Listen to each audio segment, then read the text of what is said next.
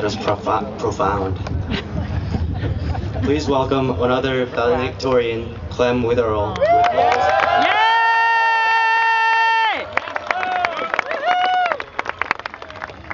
Hello, and welcome to all the friends and family who are here today to help us celebrate this milestone. And of course, to the school board and all the esteemed faculty and administrators who helped navigate us through our journey. But most of all, welcome, South Pasadena, class of 2014. Before I get started this evening, I'd like to take a personal moment to express my deep appreciation to some very special people who helped me through my darkest hours here at South Pasadena High School. When the workload piled up and getting through so many assignments seemed like an impossible task, and I just wanted to give up, you were always there for me. So to everyone who works at Spark Notes, a heartfelt thank you. I love you. After so many years together, we will soon go our separate ways. Some people may head abroad, while others will go across town. We'll scatter from Vermont to Arizona and all over California. It's important to know that no matter where you end up, you will never experience another place quite like South Pasadena. I guarantee that you won't find a town with more heart, more charm, or more massage parlors than South Pasadena. Before looking ahead to where we're going, I like to take a moment to look back. I am one of those South Pasadena lifers, like many of you in the crowd. I spent all 13 years of my education in this town. Back in 2001, I filed into Miss Birmingham's kindergarten class, where I met people who would become some of my best friends, like Leo Parker, Michael Chang, and Remini White. Together, we ran jogathons, sang Christmas songs, and built Spanish missions.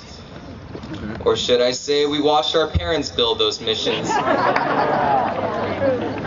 I know the students at Arroyo Vista and Monterey Hills had similar experiences. A lot more students arrived in South Pasadena during the middle school years. It was there that we began to represent our school in volleyball and basketball and soccer. Some of us even got on the stage to act or learned an instrument. Many of us attended our very first dance. Who knew the dusty old war memorial building could be so romantic? By the time we reached high school, our education really kicked in. We learned about Voltaire and the carbon cycle and Pythagorean's theorem. And we even found out they really would make you go to school on Saturday if you were tardy enough times. Isn't that right, VJ? When I arrived as a freshman, I wasn't sure I liked high school. Then I went to the icebreaker dance. No complaints afterwards, ladies and gentlemen. By sophomore year, we started to find our way, and we're glad to have a class younger than us on campus. Last year, we discovered that the moans and groans of junior year were fully justified. And this year, like Paul said, we learned that senioritis is a true medical condition. We've experienced our journey here with some extraordinarily talented people. I'm thinking of David Yang and Sophie Negrini's singing, Claire Kiefer-Wright's jumping, Will McTavish's drumming, Rachel Gardner's photography, and let's not forget Zachary Dunn's modesty.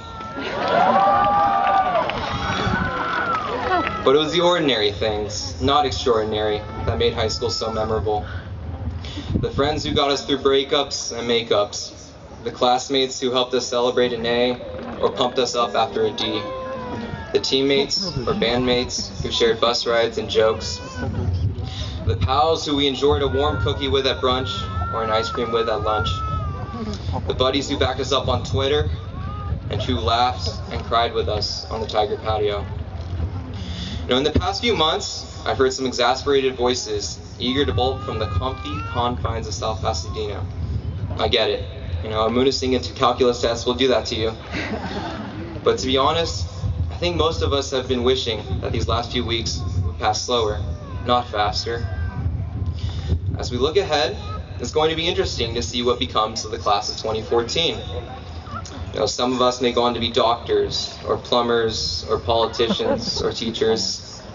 Before then, we'll transform into Bruins, or Lancers, or Boilermakers, or Mustangs, or yes, perhaps even dreaded Trojans. But no matter where you go, or who you become, you'll always be a Tiger. And just want to say best of luck, and I'll see you guys at the 10-year reunion. Thank you.